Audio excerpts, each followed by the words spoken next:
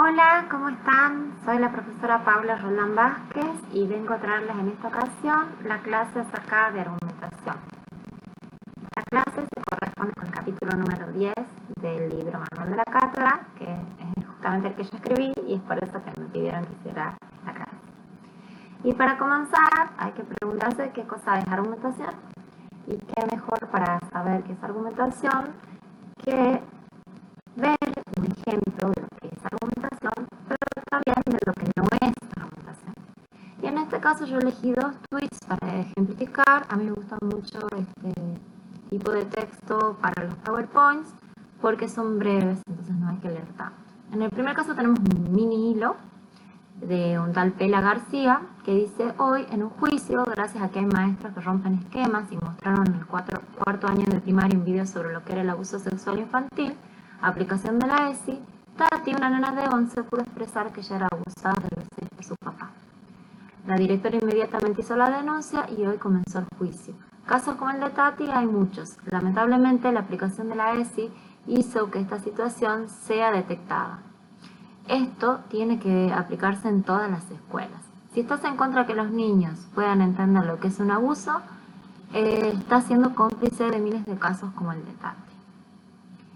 El segundo ejemplo, totalmente diferente, dice, es de una tal estudiante crónica y dice: fue a una entrevista en un lugar donde súper quería trabajar, me la tomó una muy joven de recursos humanos, me preguntó por mis padres, le dije que mamá había muerto, me preguntó cuándo, le dije hace un año y me puse a llorar. No me llamaron, claro, pero ¿para qué me preguntó? Bueno, lo que vemos en estos dos ejemplos es un caso de narración y un caso de argumentación. Y yo los puse lado a lado porque quería que ustedes vean las diferencias. En el primer caso hay una opinión acerca de un tema que es la ESI, y la opinión es que la ESI es muy importante para poder detectar abusos en la infancia. Y el argumento que apoya esta afirmación es que el caso de esta niña Tati, que pudo ser llevado a juicio y pudo detectarse gracias a la ESI.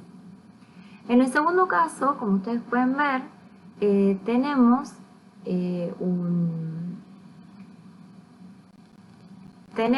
una narración. Están contando qué es lo que le pasó en una entrevista de trabajo, ¿sí? Tiene una situación inicial donde va la entrevista de trabajo a un lugar donde quiere entrar. Luego tenemos la complicación que le pregunta cómo se compone su familia, si tiene mamá, y bueno, la resolución donde ella se larga a llorar, y una situación final o evaluación donde dice, donde se pregunta por qué hacen ese tipo de preguntas en las entrevistas y saben que pueden tocar temas muy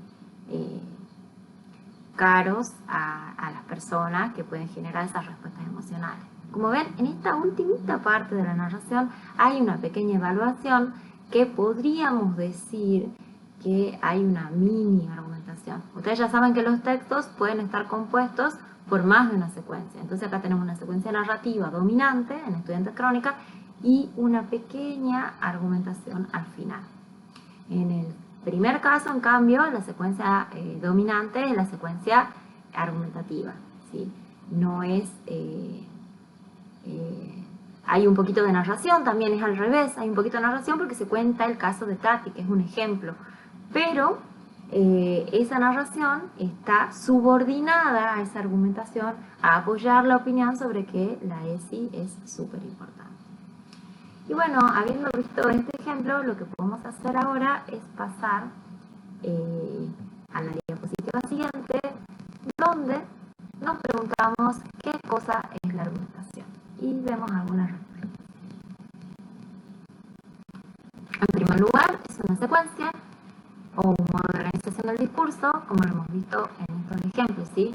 Es una secuencia, es una imagen mental que nosotros tenemos en la cabeza acerca de cómo tiene que organizarse un texto argumentativo. Es parte de nuestra competencia comunicativa porque nosotros aprendemos, cuando aprendemos a hablar, cuando aprendemos a comunicarnos, cómo argumentar, ¿sí? Es parte de nuestro aprendizaje y es un aprendizaje que además es inconsciente, que lo vamos aprendiendo a lo largo de la vida, ¿sí? Así como un niño aprende a argumentar para que su mamá le compre un chupetín, por ejemplo, o un adolescente aprende a argumentar para que sus padres lo dejen salir. Bueno, esas son argumentaciones que nadie nos enseñó, sino que fuimos aprendiendo con la práctica. Por lo tanto, son parte de nuestra competencia comunicativa, que les recuerdo que es la capacidad que nosotros tenemos, el conjunto de los conocimientos que tenemos que tener para poder desempeñarnos exitosamente en una situación comunicativa. Otra característica de los textos argumentativos es que es una secuencia dominante en pedidos, publicidades comerciales y políticas, cartas lectores, ensayos, y en este caso hemos visto el género de los tweets. Y donde es habitual en ámbitos sociales relacionados con la discusión de ideas, como el universitario, el legislativo, el judicial, el periodístico y el político, ¿sí? Son lugares donde se discute acerca de ciertas ideas y donde no hay opiniones totalmente formadas o totalmente definidas, sino que hay diferentes opiniones sobre la misma cosa. Como les decía, podemos irnos acercando un poco más ya a una definición de lo que es argumentación. Pero para llegar a esa definición, primero vamos a ver un poquito las perspectivas históricas acerca de la argumentación, o sea, diferentes perspectivas que hasta el día de hoy en realidad se están utilizando en la lingüística acerca de qué es argumentación. Y bueno, la segunda les va a parecer conocida, porque ya lo vieron en un capítulo anterior al autor. Pero vamos a comenzar con la perspectiva semántica, que es la perspectiva de Anscombe y Ducrot, de 1994. Estos autores dicen que la argumentación es común a todos los textos. Todos los textos tienen una vertiente argumentativa, dicen ellos. No es que todos los textos son argumentativos, sino que todos tienen una dimensión argumentativa. ¿Qué significa esto? Significa que nosotros cada vez que hablamos, cada vez que escribimos, cada vez que producimos imágenes que conforman textos, lo que hacemos es tratar de imponer nuestra visión del mundo o mostrar nuestra versión del mundo, y en el fondo hay una intención argumentativa en eso. A eso se refieren Anscombe y Ducrot cuando hablan de la argumentatividad que tienen todos los textos, ¿sí? Y la lengua en sí, dicen ellos, tiene argumentatividad. Siempre está buscando convencer al otro, siempre tiende hacia el otro, no hay ningún discurso, esto también lo decía Bakhtin, que no esté dirigido a otra persona. Luego tenemos la perspectiva que ya les decía que podría ser conocida para ustedes, que es la de Adam, ¿sí? Fíjense que digo Adam y no Adam porque es francés. Bueno, Adam escribió este libro en 1992 acerca de las secuencias textuales, se llama Tipos y Prototipos, y dice que la argumentación es una representación mental prototípica. ¿Qué significa esto? Es una imagen que nosotros tenemos en nuestra mente que nos dice cómo tenemos que convencer a las otras personas, cómo tenemos que argumentar. Esa imagen, cada vez que necesitamos argumentar, la ponemos en práctica, ¿sí? Es como un reservorio que tenemos en nuestra cabeza. Por eso es cognitiva, ¿sí? Porque se refiere a la cognición humana. Después tenemos lo que se llama la perspectiva retórica, que es una perspectiva más tradicional en realidad. Esto que nosotros vemos acá se llama la nueva retórica, pero la retórica comenzó con Aristóteles en la Grecia antigua. Y bueno, la nueva retórica está representada por estos autores, Perelman y Albrecht Titeca, que escribieron su libro en 1958, pero que es bastante actual. Y ellos consideran que la argumentación es un conjunto de técnicas para convencer o para persuadir. Ya vamos a ver esa diferencia en otra diapositiva. ¿Qué significa esto? Que ellos tomaban esta idea de que la argumentación, viéndola sobre todo en el ámbito judicial, ¿se acuerdan que hemos dicho que el ámbito judicial es uno de los ámbitos por excelencia de la argumentación? Y en ese ámbito lo que se busca es convencer a un juez o a un jurado de que alguien es culpable o de que alguien es inocente, de acuerdo al lado del que estemos, ¿sí? Bueno, en este caso lo que hacen los abogados es usar diferentes técnicas para poder convencer. Una de las técnicas sería la cita de autoridad, otra técnica sería el ejemplo, como hemos visto en el caso de ese tweet sobre la ESI, que ya daba el ejemplo de Tati. Esto, por supuesto, lo vamos a ver con más detalle en la clase que viene, pero lo importante es esto. Para ellos la argumentación es algo práctico, es una práctica que consiste en técnicas para convencer al otro de lo que de que piense como lo que yo estoy poniendo como mi opinión, ¿sí? Y luego tenemos la perspectiva que se llama pragmática. Este nombre también les va a ser familiar a ustedes porque hemos visto un capítulo entero acerca de la pragmática. Los autores son Van Emmeren y Ruth Endorst. Esta es la perspectiva más reciente, de 2011. Y ellos afirman que la argumentación es una actividad verbal, social y racional orientada a convencer. Fíjense que cuando hablamos de pragmática hablamos de actos de habla. Para estos autores, la argumentación es un acto de habla que consiste en convencer a los demás. Ahora, como todo acto de habla tiene ciertas reglas, que se acuerdan las reglas de felicidad, que hacen que ese acto de habla pueda cumplirse como tal o sea reconocido como tal. En el caso de la argumentación, bueno, hay diferentes reglas en las que tienen que estar de acuerdo los participantes y si se cumplen todas esas reglas se puede llegar a la solución de esa diferencia de opinión. Entonces ahí estaría cumplido para ellos el acto de habla de la argumentación. Y la última perspectiva, que es la perspectiva lingüística, es nuestra favorita porque es del análisis del discurso, es de Plantin, de 2003, y dice que la argumentación es una operación que utiliza medios lingüísticos para transformar el sistema de creencias de un interlocutor. Entonces fíjense qué tiene de diferente esta perspectiva.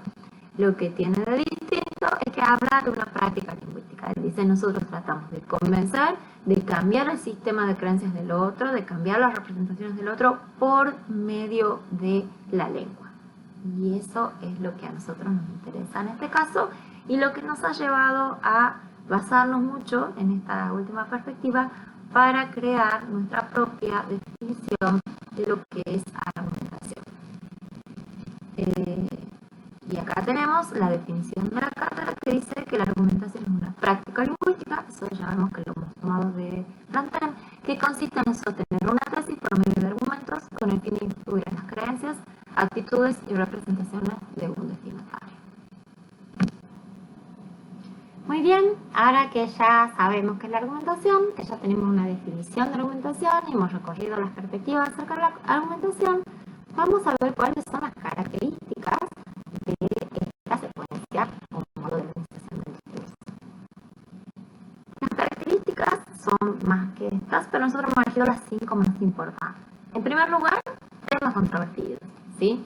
Fíjense, en el caso que hemos visto del texto argumentativo del comienzo, el ejemplo de Pela García, donde hablaba acerca de la ESI, bueno, eso es un tema controvertido porque la sociedad todavía, si bien la ley está promulgada, no se pone de acuerdo sobre si la ESI es importante o no. Hay muchos grupos conservadores o religiosos que no quieren que se implemente la ESI. Y luego los grupos más liberales y desde el Estado se promulga la realización de la ESI en las escuelas, ¿sí? de cursos sobre ESI en las escuelas. Entonces en este caso hay dos opiniones controvertidas, por eso se dice que es un tema controvertido, ¿sí? Siempre son temas que tienen más de una opinión sobre eso. Por supuesto hay temas más controvertidos que otros. Un tema ligeramente controvertido puede ser qué comemos hoy, cada uno tiene su opinión, y un tema más controvertido es la ESI, otro tema más controvertido es el aborto, por ejemplo, que se sigue discutiendo en distintos países y en el nuestro, ¿sí? Entonces también eso, no es que uno es controvertido y el otro no, es como que también hay una gradualidad que se hace de lo menos controvertido a lo más controvertido, ¿sí? Pero siempre temas que tengan más de una opinión acerca de ellos. La segunda característica que podemos presentar es que su objetivo es convencer y persuadir. Y no sé si ustedes recuerdan que yo les dije hace un momento que íbamos a hablar acerca de esto, de la diferencia entre convencer y persuadir. O sea, el objetivo es el mismo, es hacer cambiar de opinión a la otra persona, ¿sí? Entonces, ¿cómo hacemos para convencer a esa persona o persuadir a la otra persona? Bueno, hay dos maneras que se pueden usar al mismo tiempo o que se pueden usar de forma separada, ¿sí? Convencer es convencer por medio de razones, de hacer cambiar de opinión por medio de razones, ¿sí? Del razonamiento, ¿sí? Por ejemplo, caso acá de Pela García hay una razón válida, hay un caso concreto de una niña que pudo denunciar un abuso gracias a la ESI, ¿sí? En cambio, si tratamos de persuadir a las otras personas, fíjense que en ese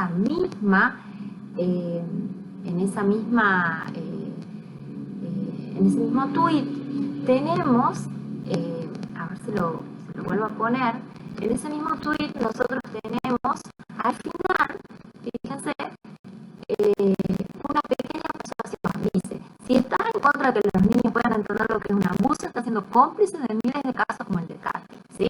Es como una acusación súper fuerte de esa y también más emocional, ¿no?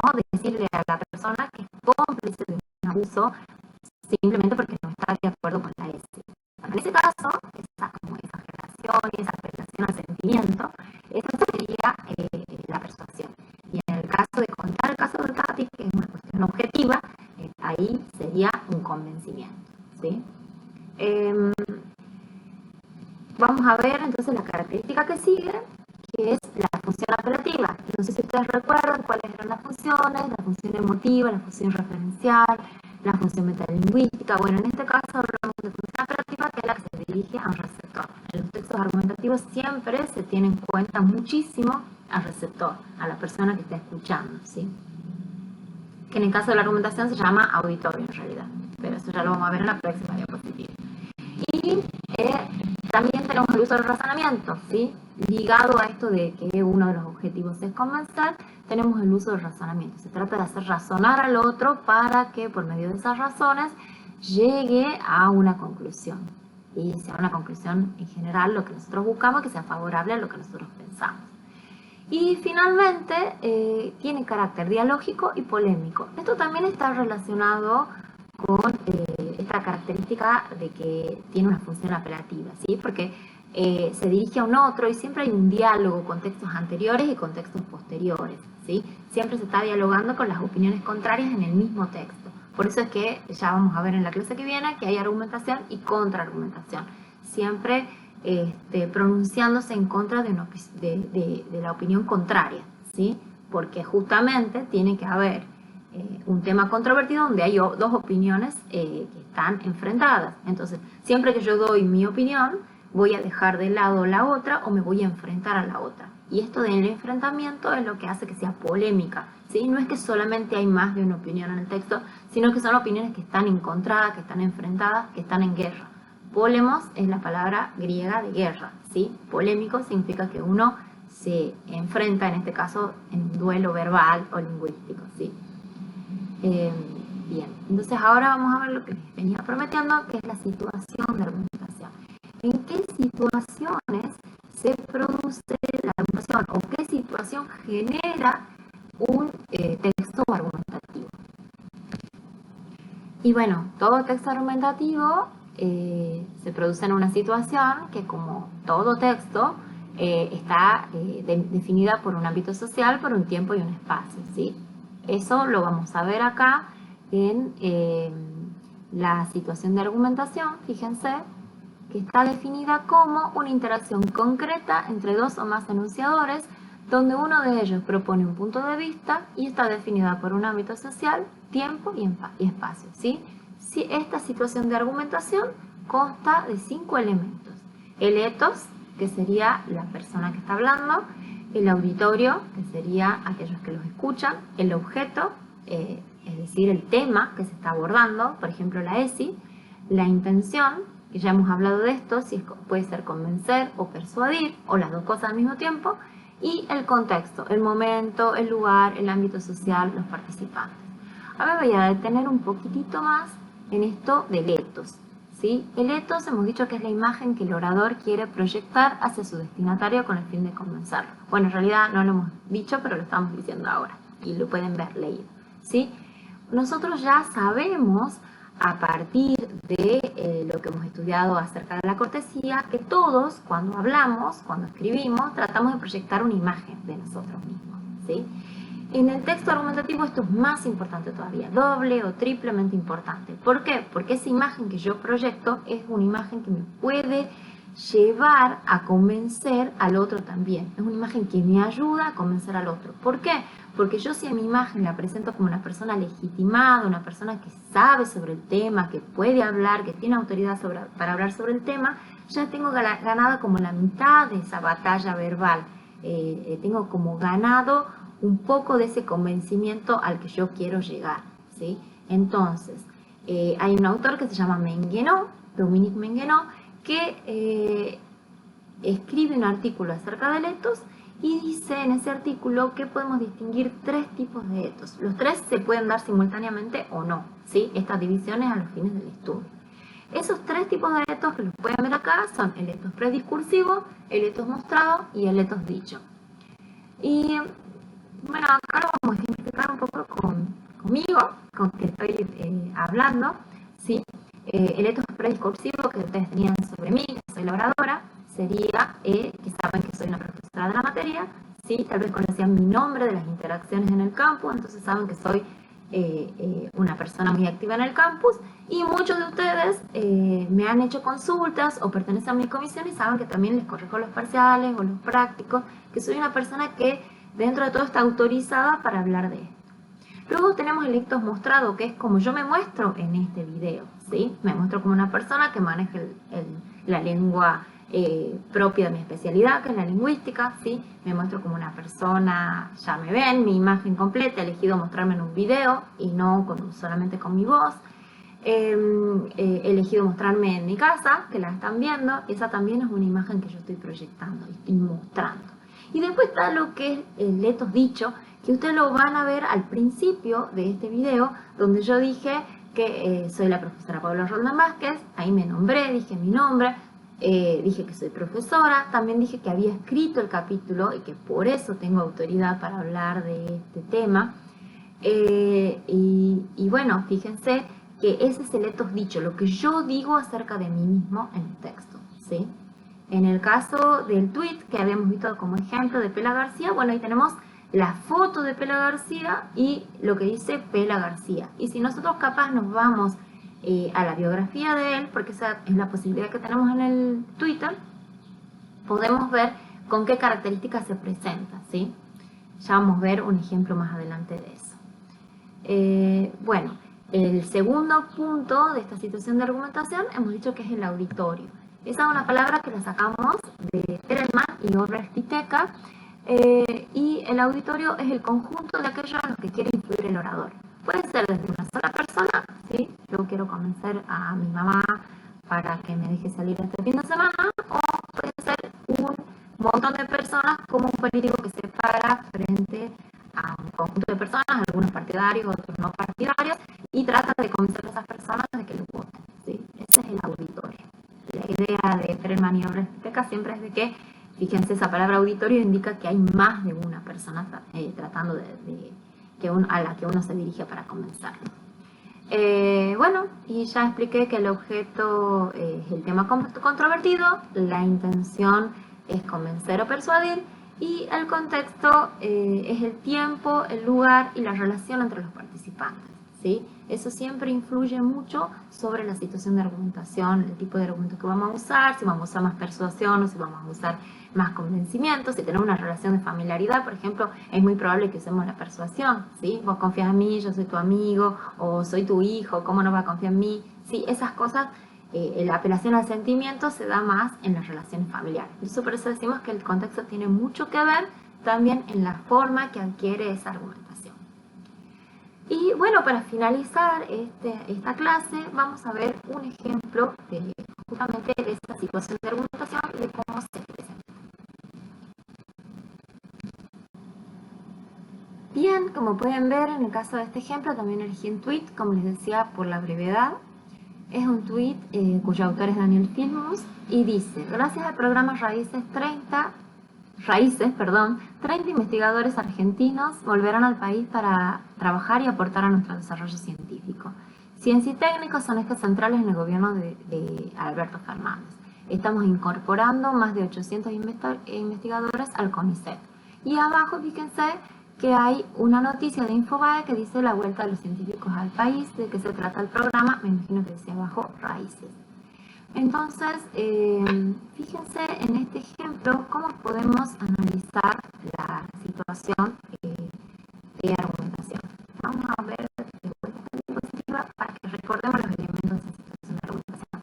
Tenemos el ethos, tenemos el auditorio, tenemos el objeto, la intención y el contexto. Y en este caso yo voy a elegir de ir de atrás para adelante. Vamos a ver primero el contexto de tu vida, ¿sí?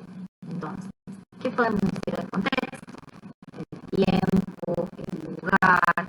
Bueno, evidentemente el tiempo es la actualidad, el gobierno de Alberto Fernández. El espacio es la Argentina, ¿sí? Investigadores argentinos, ahí está bien marcado en el texto.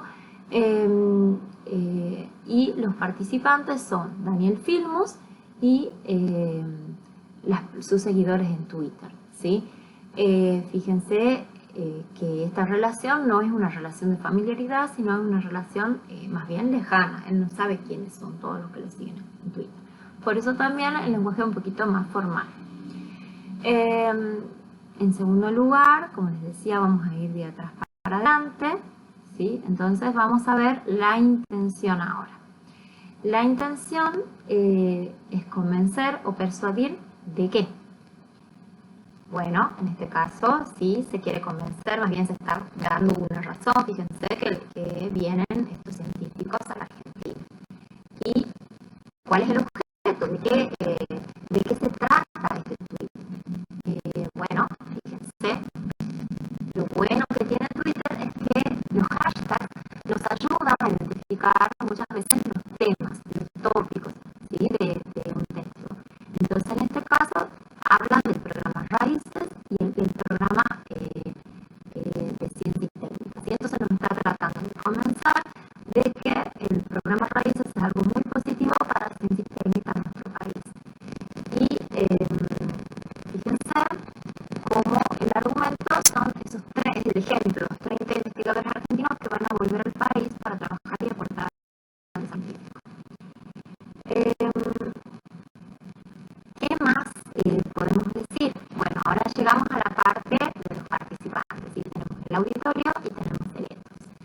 El auditorio, ya lo hemos dicho, lo hemos adelantado, son todos los seguidores de Daniel Filmus en Twitter. No solo los seguidores de Daniel Filmus, sino aquellos que pueden seguir a los que siguen a Daniel Filmus, porque ustedes saben que muchas veces se le pone un corazoncito o un like a una publicación y le aparece a las otras personas que te siguen, ¿sí? Entonces en este caso son los seguidores de Daniel Filmus y los usuarios de Twitter en general, ¿sí? Que pueden estar conectados con él de alguna manera. Y ahora vamos a la parte más interesante, que sería el ethos. Bueno, acá tenemos en primer lugar el ethos prediscursivo. ¿Qué es el ethos prediscursivo? Acuérdense, prediscursivo, antes del discurso es lo que nosotros sabemos acerca de Daniel Filmus antes del discurso. ¿Qué sabemos acerca de él? Bueno, yo les puedo decir lo que yo sé, porque cada uno tiene su propio conocimiento, su propia competencia, ¿sí? En el caso mío, yo sé que Daniel Filmus es un pedagogo, ¿sí? O sea, es profesor, ha escrito muchos artículos, tal vez los chicos de Ciencias de la Educación lo conozcan, y en este caso es el ministro de Ciencia y Técnica. Eso también lo sabemos, en general el que está al tanto de la política lo sabe, ¿sí? Ahora vamos a ver cuál es el ethos mostrado de Daniel Filmus, ¿sí? Vamos a acercar un poquito acá el tweet para ver cómo se muestra Daniel Filmus. Y bueno, fíjense qué tipo de lenguaje usa un lenguaje formal, pero también se nota que él es un usuario de Twitter, que o él sabe o tiene alguien que le maneja el Twitter y le sabe usar lo que es el hashtag, sabe usar las menciones, ¿sí? Arroba a Alberto Fernández, arroba al CONICET, ¿sí? Sabe cómo poner insertar una noticia en un tweet, todas cosas que no todo el mundo sabe. Entonces se muestra ahí, fíjense, como alguien con un lenguaje formal y se muestra como alguien que sabe utilizar el lenguaje ese de Twitter. Y por supuesto alguien que está a favor de ese gobierno de Alberto Fernández, ¿sí? Fíjense que dice que Ciencia y Técnica son ejes centrales en el gobierno de Alberto Fernández. Con respecto al ethos dicho, que es lo que dice de sí mismo en este tweet, fíjense que dice Daniel Filmus, ¿sí? Está su nombre, y hay una fotito de él que está con una camisa, por lo tanto se dice él como una persona más bien formal, ¿sí?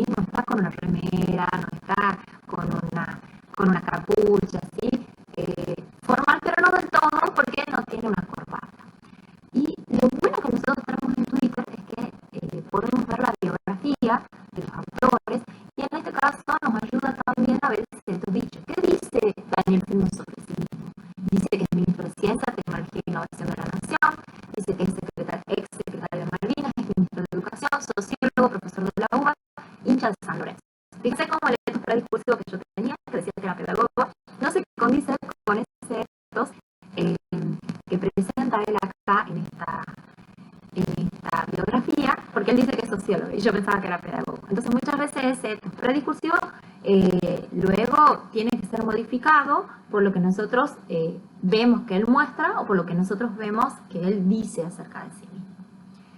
Y bueno, y con este ejemplo sobre el tweet de Daniel Filmus terminamos la primera clase de argumentación. Todavía nos queda otra para la semana que viene y pronto también van a tener el trabajo práctico para trabajar.